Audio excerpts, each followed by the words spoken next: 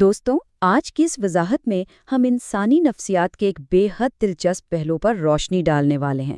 ہم دنیا کی سب سے نایاب شخصیت کے راز کھولیں گے، ایک ایسی شخصیت جسے نفسیات دان اکثر ایک چلتا پھرتا تضاد یعنی ایک واکنگ کانٹراڈکشن کہتے ہیں۔ یہ لوگ بظاہر جیسے لگتے ہیں نا، ان کی اندرونی دنیا اس سے بالکل مکمل طور پر مختلف ہوتی ہے۔ اوکے، اب اس فگر پر تھوڑا غور کرتے ہیں۔ کیا آپ کو معلوم ہے کہ پوری دنیا کی آبادی میں صرف 1.5 سے 2% لوگ ہی اس بے حد نایاب پرسنالٹی ٹائپ کا حصہ ہیں؟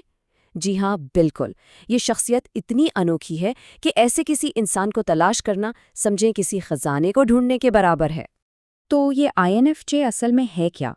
دراصل یہ ان 4 خصوصیات کا مجموعہ ہے۔ انٹروورژن یعنی یہ اپنی توانائی اکیلے وقت گزار کر بحال کرتے ہیں۔ انٹیوشن یا وجدان جو انہیں دنیا کے چھپے ہوئے پیٹرنز دیکھنے کی طاقت دیتا ہے۔ فیلنگ جس کا مطلب ہے کہ یہ اپنے فیصلے دل اور ہمدردی سے کرتے ہیں۔ اور آخر میں ججمنٹ جس کا مطلب ہے زندگی میں مقصد اور منصوبہ بندی۔ انہی خصوصیات کی وجہ سے لوگ انہیں اکثر پیار سے دی کاؤنسلر یا دی ایڈوکیٹ کہتے ہیں، کیونکہ ان میں دماغ اور دل کا کمال کا بیلنس ہوتا ہے۔ آئیے اب اس شخصیت کے پہلے حصے یعنی ان کی گہری اندرونی دنیا دی ڈیپ انٹرنل ورلڈ کی طرف چلتے ہیں۔ یہاں پہلی 3 نشانیاں سامنے آتی ہیں۔ پہلی بات، ان لوگوں کو ہمیشہ ایسا لگتا ہے جیسے وہ باقی لوگوں سے بالکل الگ ہیں، کسی اور ہی ویو لینتھ پر چل رہے ہیں۔ دوسرا، ان کا وجدان یعنی انٹیوشن اتنا تیز ہوتا ہے کہ بالکل کسی سائیکک طاقت جیسا لگتا ہے۔ اور تیسرا، انہیں ہمیشہ ناکامی کا ایک خوف رہتا ہے۔ یہ ہر چیز میں پرفیکٹ ہونا چاہتے ہیں اور اس پرفیکشنزم کی وجہ سے مسلسل ایک شدید اندرونی دباؤ کا شکار رہتے ہیں۔ اب جو بات یہاں واقعی حیران کن ہے وہ یہ کہ ان کا یہ انٹیویشن کوئی جادو نہیں ہے، بلکہ یہ ایک سکستھ سینس کی طرح کام کرتا ہے۔ یہ لوگ اپنے ارد گرد کے ماحول سے، لوگوں کے رویوں سے لاشعوری طور پر چھوٹی چھوٹی باتیں نوٹ کرتے رہتے ہیں اور پھر ایسے نتیجے اخذ کرتے ہیں جو باقیوں کو بالکل نظر نہیں آتے۔ یہی وجہ ہے کہ یہ انسانی فطرت کو بہت آسانی سے سمجھ جاتے ہیں۔ چلیے اب دوسرے حصے کی طرف بڑھتے ہیں، ایمپیتھس اینڈ سوشل کمیلینز، یعنی سماجی محفلوں میں ان کا رویہ کیسا ہوتا ہے۔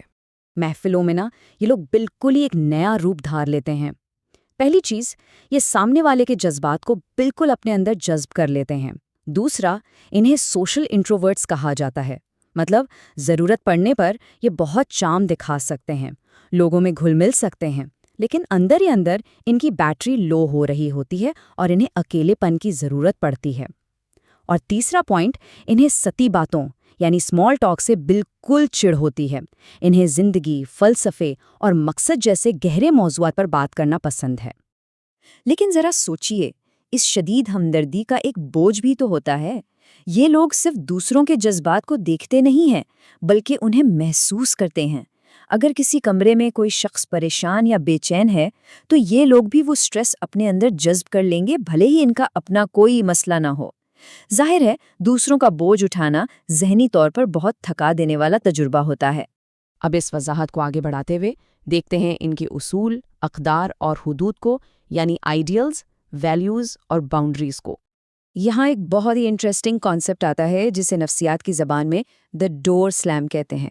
بظاہر سننے میں یہ بڑا سخت اور بے رحم لگتا ہے نا؟ لیکن دراصل یہ کسی سے بدلہ لینے کا طریقہ نہیں ہے۔